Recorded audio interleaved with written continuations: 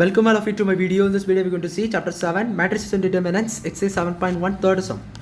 Determine the value of x plus y if 2x plus y is 4x 5x minus 7 4x is equal to 7 7y minus 13 y 7 x plus 6 அப்படி சொல்லிருக்காங்க. So basically என்ன பண்ணிருக்காங்கன்னா அந்த மேட்ரிசஸில் உள்ள X ஒய்யை கண்டுபிடிச்சு சொல்லி தென் X plus ஒய்யை கண்டுபிடிக்க வச்சிருக்காங்க. ஸோ பாருங்கள் இப்போ நம்மளுக்கு சிம்பிளிஃபை இருக்கிறதுக்கு லாஸ்ட் ரெண்டு தேவை ஈக்குவேட் பண்ணிக்கோங்க.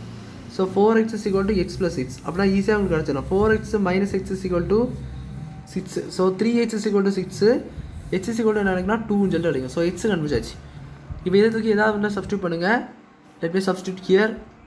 So 2x plus y. So இந்த மேட்ரிசஸ் ஈக்குவல் உங்களுக்கு தெரியும். ஸோ இந்த மேட்ரிக்ஸ் ஈக்குவல் இது அப்படி ஈக்குவேட் பண்ணணும். ஸோ அதான் equation. 2x plus y is equal to 7 அப்படி இருக்குது. So 2 into x plus 2. So plus y is equal to 7. So this is 4 plus y is equal to 7. So y is equal to 3. So totally x is equal to 2 and y is equal to 3.